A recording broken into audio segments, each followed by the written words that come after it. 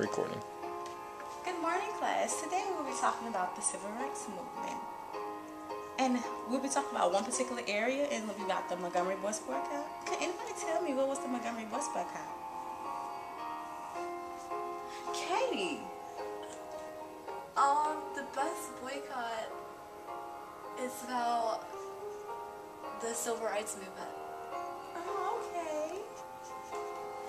Well, we're going to take a look back in history how Rosa Parks, an NAACP member, planned to defy the bus segregation rules. It was led by Dr. Martin Luther King Jr. in 1955 on December the 2nd. We also going to play a game, a matching game. So you got to define my definitions. Match the words to the definition. Okay. Not yet, Katie. Oh.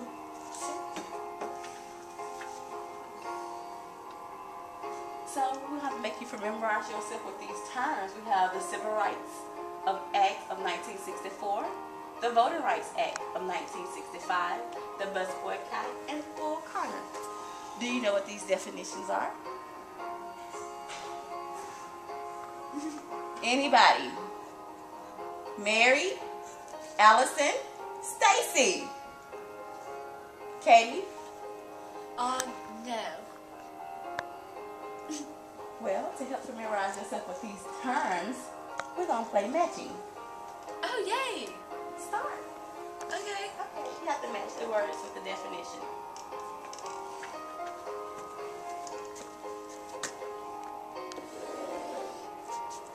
And how do you know that's Bull Connor? Because he's from Selma, Alabama.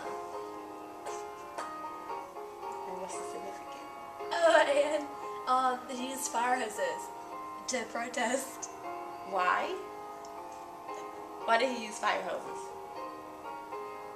To help stop discrimination. Oh, you mean that he was against integration? Yeah. Okay, Yeah. good. Yes. Good job, Katie. Next. Next? Oh, okay.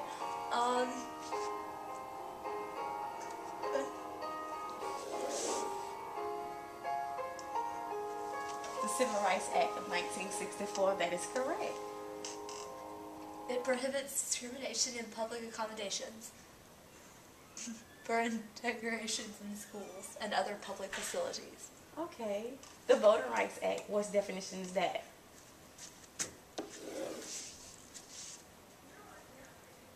What's the And that made all people be able to vote, no Made matter what all color you people? are. Did it? Yes. Really? Yes, and one many other in southern states. Oh. Okay.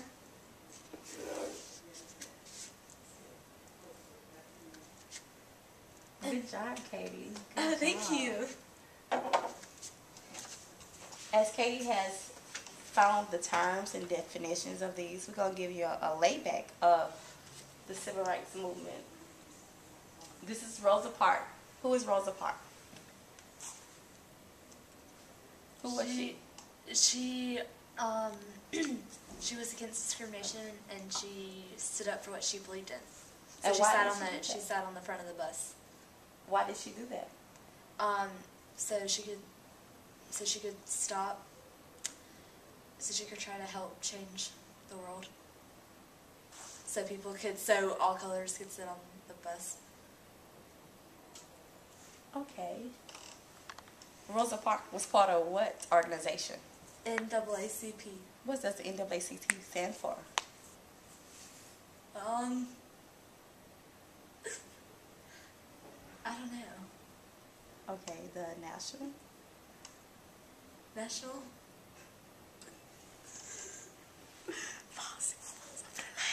Okay, go. And what does NAACP stand for? National Advancement Association for Colored People. Okay.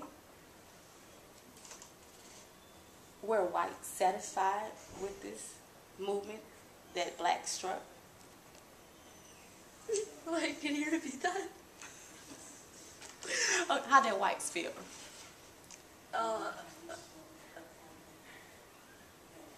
They were not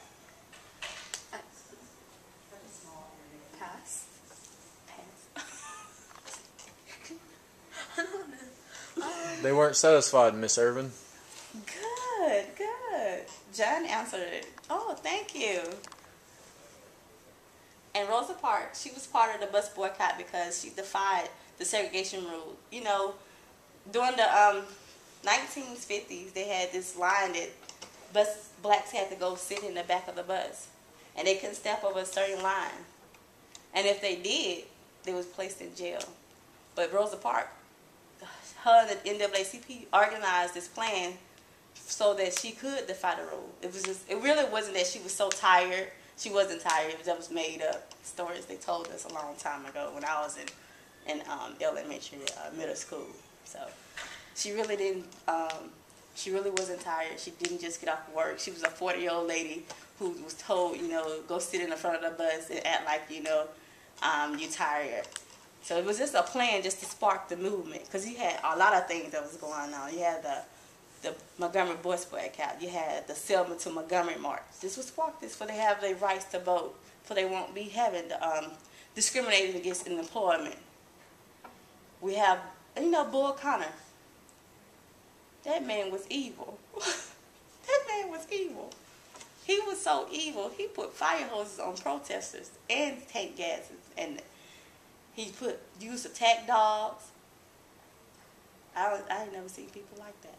But, you know, all that happened so that the world could change. And this is one person can change the world. And this would happen. One person changed the world. It took a lot of people to do, but she stood up for what she believed in. So, that's it. Hey, I'm Katie. And I'm Della. And today we're going to talk about how Smart Board was not beneficial for us. We saw that, you know, That we try to teach the upper level kids, and there's just not a lot of interaction. But however, with elementary kids, they definitely would be way more interested since they're younger and younger, and they are willing to participate in the classroom. And I think that Smart Board is a waste of money for upper division of students, because it's taking away the time we should be teaching to the students. I mean, you could do that on a whiteboard. You could do what we did by handing out lessons. We can hand out activities for the students. But vice versa to the elementary school, yeah, it was good for them to, you know, to interact on Smart Board and to learn, because they like those kind of things. They like that kind of stuff. That's how you grasp their attention. But, you know, to get upper level kids, you have to really be focused and willing to, you know, help them by distributing the information. They like to see stuff, read stuff. By teaching for Smart Board for upper division is not good for us. So that's what we found, that it wasn't beneficial and helpful for us. You know, it takes less information for upper division as well as lower division students. I mean, in middle school and high school, it takes less information, and elementary school will take more information. So we was finding it useful for elementary school students, not secondary education. Okay, thank you.